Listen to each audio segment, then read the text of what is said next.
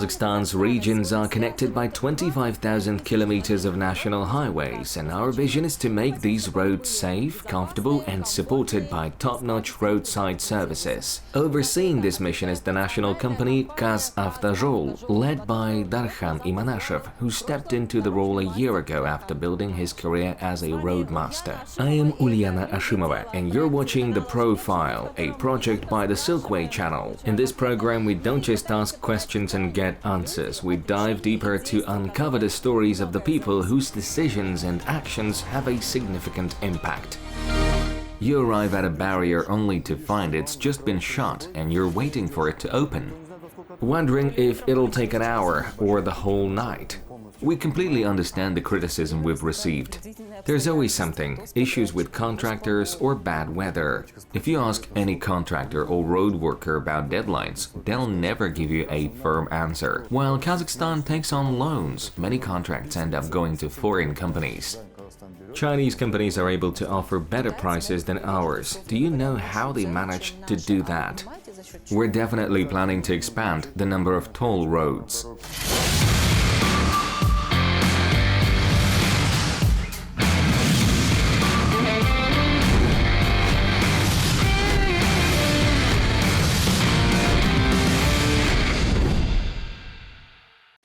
Darkhan Imanashev is the chairman of the board of the National Company KazAvtoZhol. He graduated from Qarag'anda State University with a degree in traffic engineering.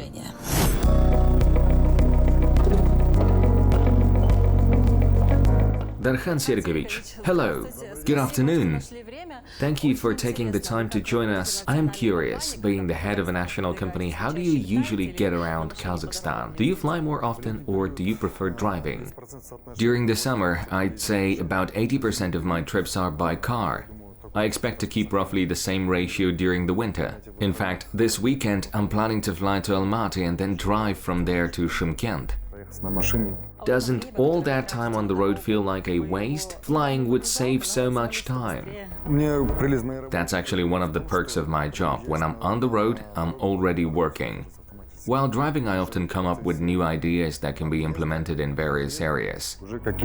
That's an interesting perspective. So how is KazAvtoZhol managing operations now, especially in the winter season? We're fully prepared and happy to walk you through everything.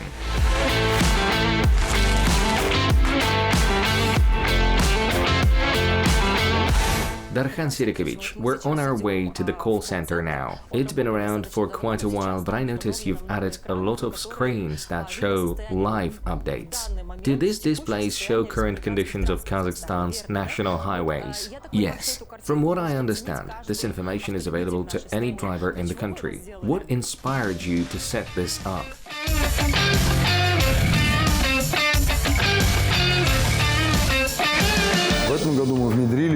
This year, we launched a feature on our KazToll website that allows drivers to check the conditions of specific road sections in real time. Why did we decide to do this? As a driver myself, I've often been stuck on the road because of closure without understanding why. You're standing there thinking the weather looks fine, but then you find out that just 50 kilometers ahead, there's a snowdrift making it impossible to pass. It's a common problem in Almaty, Qarag'anda, and Astana. So to avoid situations like that, we started closing roads closer to cities. That way people can refuel, grab a bite to eat or take care of other needs. But without proper information, drivers get frustrated. At first you wait quietly for 20 minutes, then in another 10 you're calling the hotline. To make things easier, we created a system where drivers can see the actual conditions.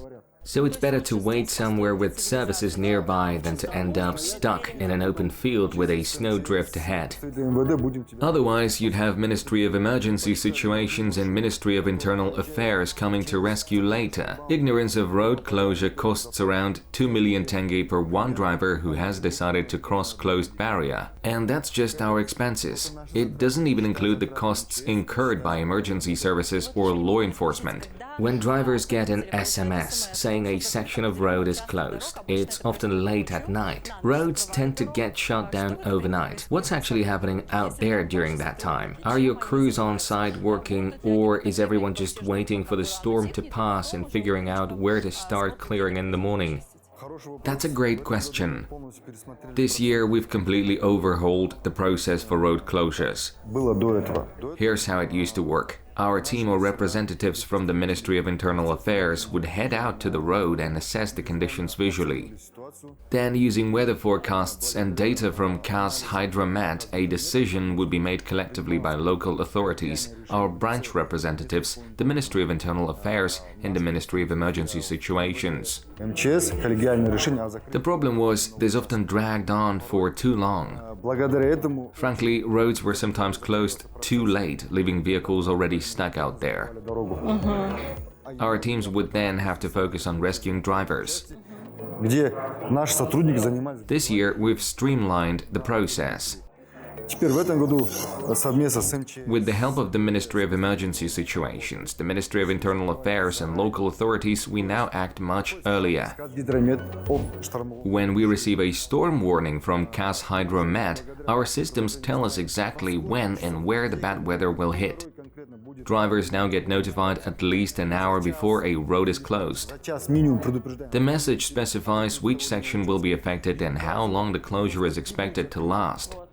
I've been in those frustrating situations myself, where you arrive at a barrier only to find it's just been shut and no one can tell you when it'll reopen. You're left wondering if it'll take an hour or the whole night.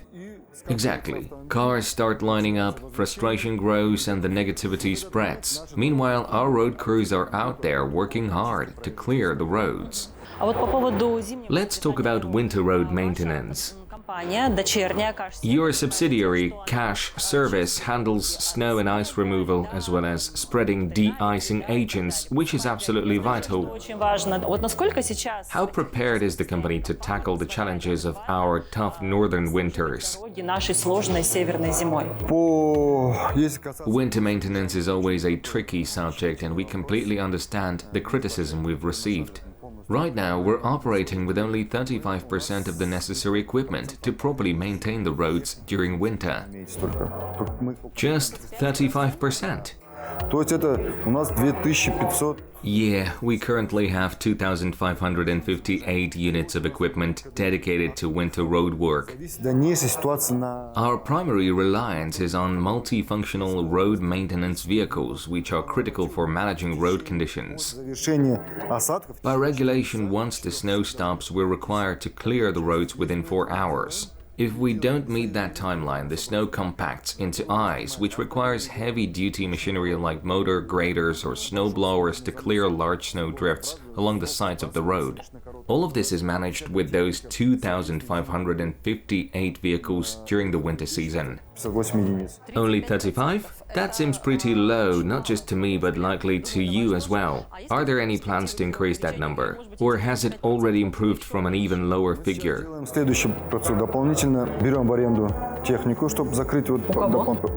From the market. Over the last 2 years, we've also been purchasing new equipment. For example, last year we purchased 349 units of new equipment. This year we've added another 140, and this year we're set to bring in 481 more.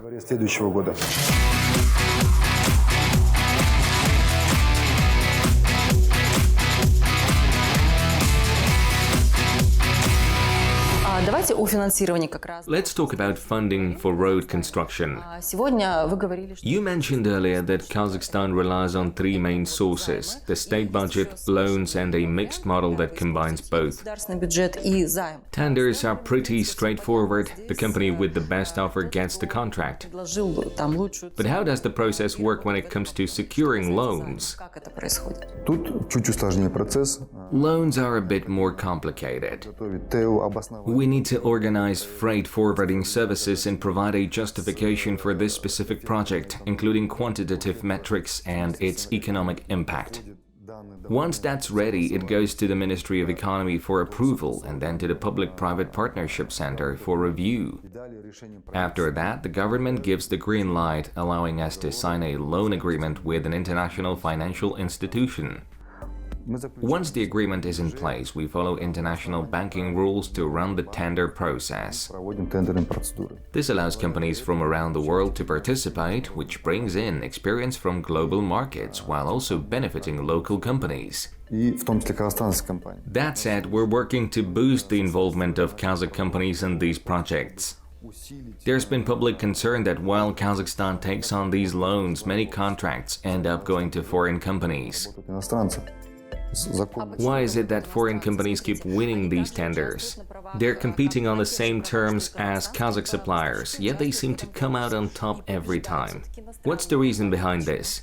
It all comes down to the requirements of international tenders, which are judged on two main criteria: qualifications and price. In terms of qualifications, Kazakh companies sometimes fall short, especially when it comes to handling large-scale projects. We're talking about the first phase of the tender process, where qualifications are evaluated.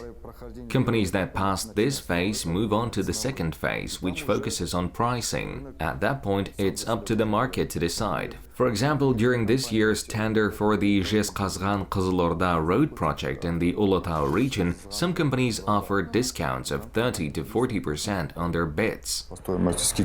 Do foreign companies really offer discounts that steep? Yes, especially Chinese companies. They passed the qualification phase and submitted very competitive bids, offering significant discounts. That's why we ended up signing contracts with them. Speaking of the Ulutau region, were any Kazakh companies able to meet the qualifications and move on to the pricing phase? If I remember correctly, about 4 Kazakh companies submitted bids for that tender and all of them passed the qualification phase. However, they couldn't compete on price and ultimately didn't win the contract. So Chinese companies are able to offer better prices than ours. Do you know how they managed to do that? How are government procurements different from the international tenders we organize? The advantage of international tenders is that any increases in the cost of materials are factored into the ongoing price structure. Here's how it works. With government procurement, once a project is awarded at a fixed price, all risks, whether it's rising costs or unforeseen issues, are entirely the contractor's responsibility. But in international tenders, under FIDIC rules, there's a predefined list of materials like bitumen and fuel that are prone to price fluctuations. These costs are reviewed quarterly, and contractors are reimbursed for their direct expenses. This approach balances out the discounts they might have offered initially. What do you think are the chances for Kazakh companies to start winning tenders for projects funded by international loans? Well, take a Kazakh company working on the Qazaqstan road as an example. They finished their section of the project in the Qazaqstan region this year, way ahead of schedule. They were supposed to wrap up by the middle of this year, but managed to complete it early. Looking back, we've seen similar success stories, like the Western Europe-Western China project, where many Kazakh companies played a big role and delivered great results. We're also working to make it easier for Kazakh companies to compete. For example, we're collaborating with international banks to revise tender documentation. One idea is to introduce a conditional discount for companies, whether local or foreign, that have prior experience working in Kazakhstan and have completed a certain volume of similar work here.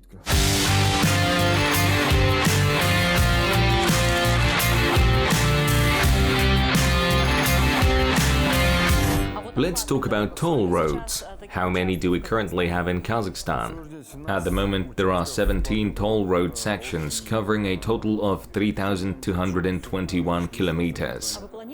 Are there plans to expand that number? Definitely. We're planning to add another 4,500 kilometers of toll roads between 2025 and 2027, which will mean about 27 new sections. In fact, all the new roads we're opening this year are set to become toll roads. We're already installing toll gates and cameras, so we're aiming to roll out the system by the middle or end of this year. The numbers may seem significant. For example, last year we collected about 32 billion tenge, and in just 11 months last year we've already reached 45 billion tenge. What's behind this increase? It's largely driven by a 15% annual growth in freight traffic. That's because more road sections are being opened and tourism is really starting to take off. So more people are driving on Kazakhstan's roads, but you haven't raised the toll fees. No, the tolls haven't gone up yet. But we're considering it in the near future, since we still have obligations to purchase additional road maintenance equipment. And what about the 45 billion tenge collected last year? Where is that money going? About 65 to 70% is used for road maintenance, while 4 to 5% goes towards staffing. The rest is allocated to paying off loans, specifically for purchasing specialized equipment. Based on feedback and experience from last year, we focused on 2,200 sections of road prone to heavy snow, where issues were most critical. To manage this, we've implemented a combination of active and passive snow control measures. It's a comprehensive set of measures. For instance, you may have noticed the snow protection barriers along the roads, concrete ones, as well as wooden or mobile fences. These help to prevent snow piling up on the roads. When it snows, we also create snowbanks to trap it, keeping the snow in the fields and off the road. So what about cable barriers? How did they actually work? Now, about the cable barriers. Thanks to support from the Ministry of Internal Affairs, this topic has become a byword. That's why I'm asking.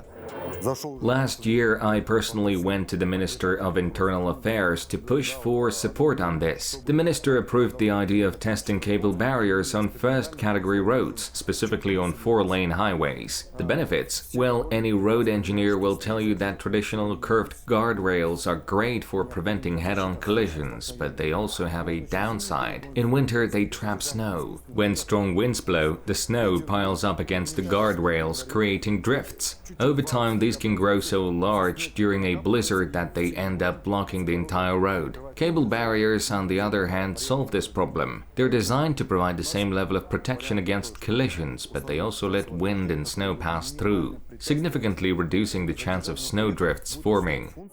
Will they actually work? What's the Ministry of Internal Affairs saying? We've shared examples from countries like South Korea, Russia, and across Europe where cable barriers are widely used and have proven effective. Now we're giving them a trial run here to see how they hold up this winter. If they perform well, we'll roll them out more broadly across the country.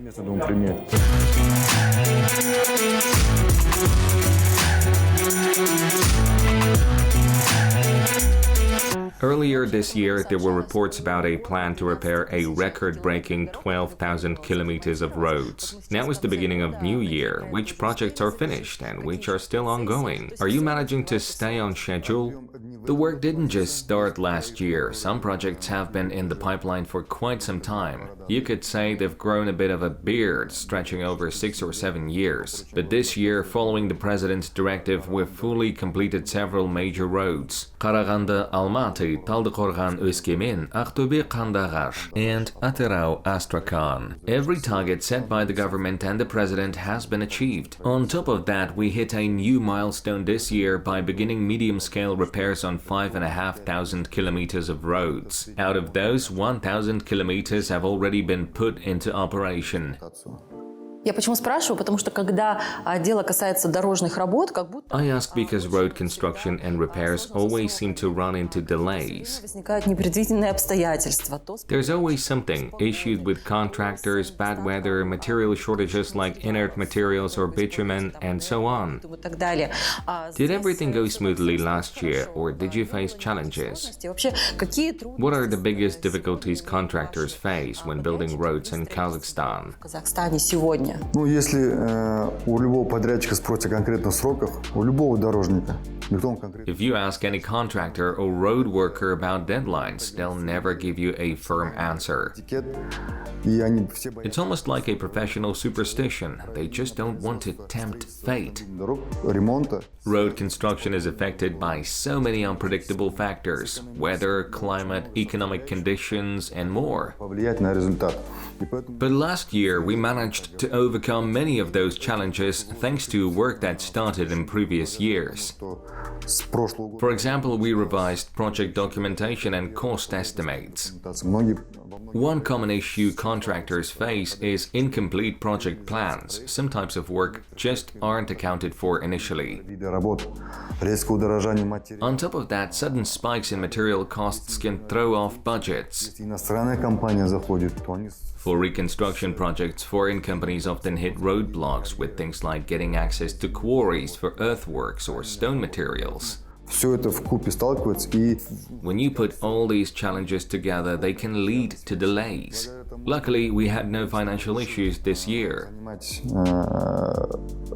The government allowed us to secure additional funding, and with support from the national budget and external loans, there were no financial setbacks to hold us back. вообще не было.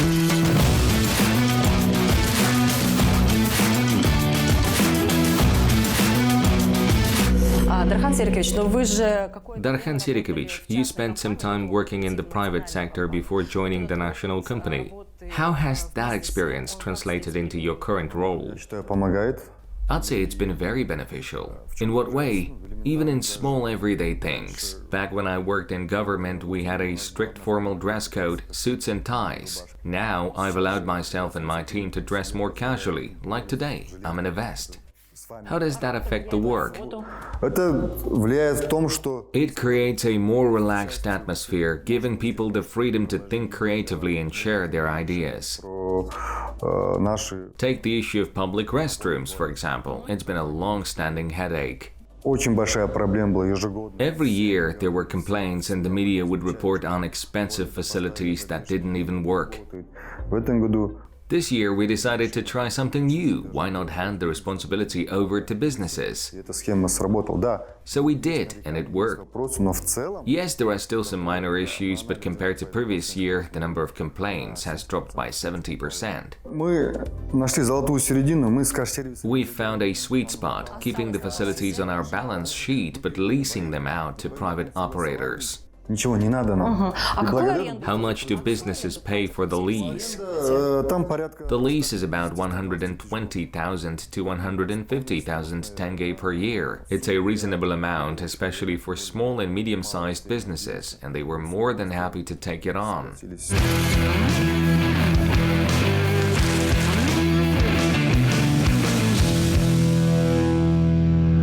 Darkhan Imanashev, if someone files a complaint with KazAvtoZhol, does it get processed here?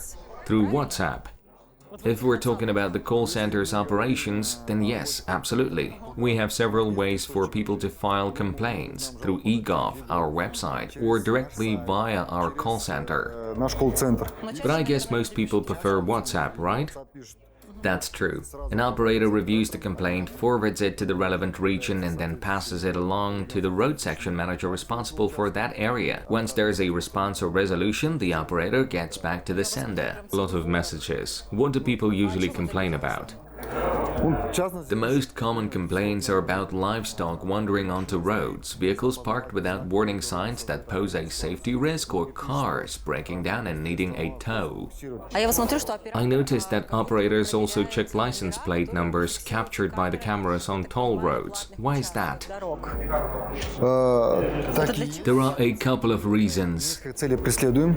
For one, in bad weather, license plates can be hard for cameras to read. Машин If the system can't recognize a plate number when the vehicle reaches the toll gate, the barrier might not open, causing delays. камера, не определив номер, зато To avoid that, operators manually enter unclear plates into the system in advance.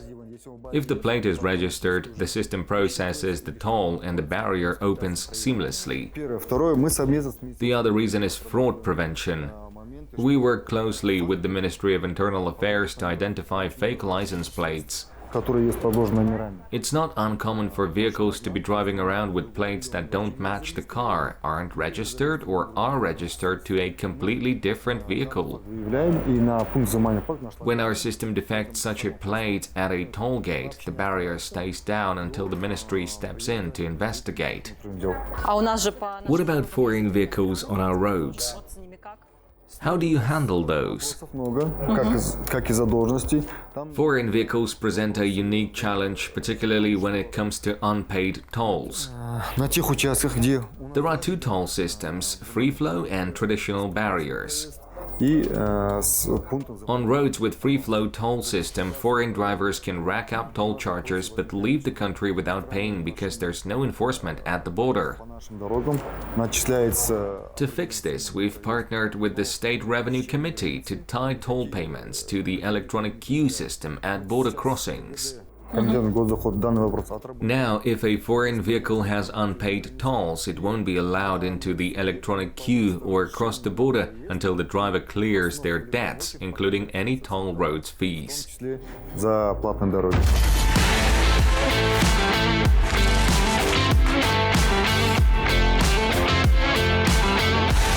Дархан Серикович, ну вот Darkhan Imanashev, you've been leading KazAvtoZhol for over a year now. KazAvtoZhol, а есть Are there any personal goals you've set for yourself as the head of this national company? руководителем интернациональной компании?